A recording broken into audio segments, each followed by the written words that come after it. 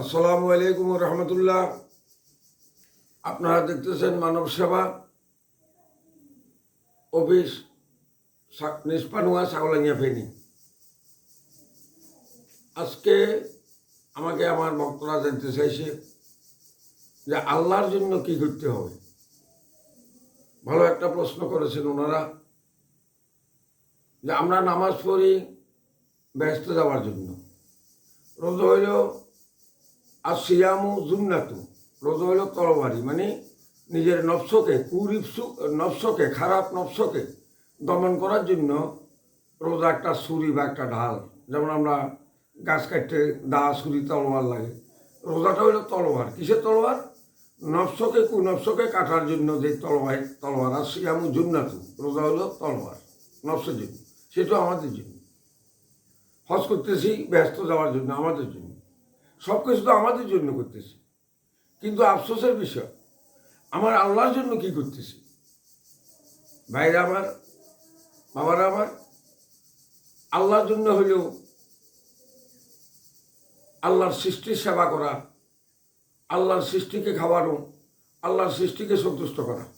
সৃষ্টি বলতে মানব, দানব, জিন, পরি, বিড়াল, গরু, ছাগল, হাঁস, মুরগি, পশু পাখি, সব কিছুর প্রতি দয়া করতে হবে, সব কিছুর প্রতি দয়া ভালোবাসা করতে হবে, সব কিছুর দুঃখ কষ্ট দেখতে হবে।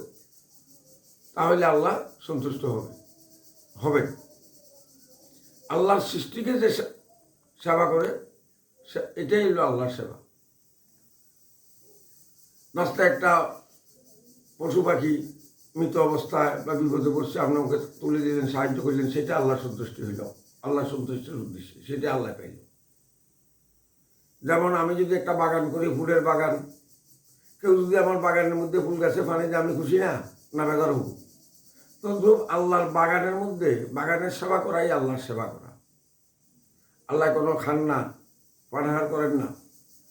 বন্দা ফকির ভিক্ষুক আপনার দরজা দাঁড়িয়ে আসছে, ভিক্ষা চাইছে, খানা চাইছে, আপনি খাওয়াই দিন, ওইটাই আল্লাহর সন্তুষ্টি হবে, ওইটাই আল্লাহ খাবে, ওইটাই আল্লাহর সেবা।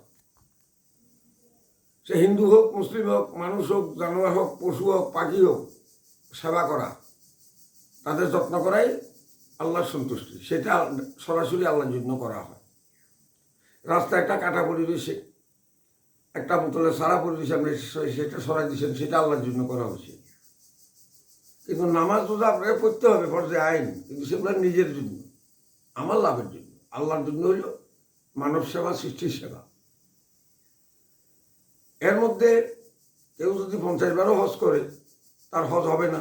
সারা জীবন নামাজ পড়ে হবে না, যদি মা বাপের মনে কষ্ট থাকে, মা বাপের দোয়া না থাকে। মা বাপের সন্তুষ্টি আল্লাহর সন্তুষ্টি, মা বাপ স্যাটিসফ্যাকশন আল্লাহর স্যাটিসফ্যাকশন। মা বাপের অবাধ্য সন্তান, মা বাপের মনে আঘাত দেওয়া সন্তানের নামাজ রোজা হজ মাথার এক বিভাগ উপরে থাকে, আসমান পর্যন্ত পৌঁছে না।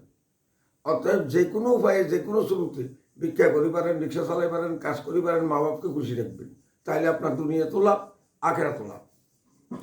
প্রত্যেকটি পাপের ফল হাসরের মাঠে দেওয়া হবে, কবরে দেওয়া হবে, ফুলসেরাতে দেওয়া হবে, আখেরাতে দেওয়া হবে। কিন্তু মা বাপের মনে কষ্ট দিলে সেটার অর্ধেক শাস্তি দুনিয়াতে হয়, আর অর্ধেক কবরে হাসরে ফুলসেরাতে হয়। তাই সাবধান, যে কোনো উপায়ে, যে কোনো শুরুতে মা বাপের মনের স্যাটিসফ্যাকশন, সন্তুষ্টি রাখতে হবে। হুজুর পাক সাল্লাল্লাহু আলাইহি ওয়াসাল্লাম বারবার বলেছেন, ইন্নাল জান্নাতা তাহাতা আকদামাল উম্মাহাত, তোমার আব্বা আমার পায়ের নিচে ব্যস্ত। এখন দেখতেছি দুনিয়াতে সবাই বউ হোলা বাচ্চা নিয়ে, সংসার নিয়ে ব্যস্ত। মা বাপ যেদিকে যাবে, এটা করবেন না, তাহলে আপনার ইবাদত আমল কবুল হবে না।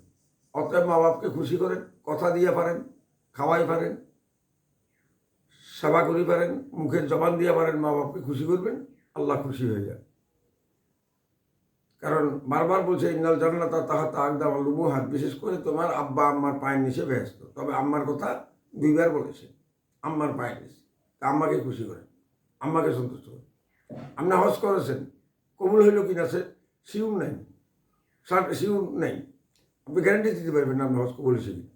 কিন্তু আম্মার দিকে, আব্বার দিকে মহব্বতের নজরে, ভালোবাসার নজরে একবার তাকাইছেন, আপনার কবুলিয়ত, হজ কবুল হয়ে গেছে। সুবহানাল্লাহ। তো চিন্তা করেন, 10 লক্ষ টাকা খরচ করিয়ে হজ কবুল হয়েছে কিনা শিউর নেই, গ্যারান্টি নেই।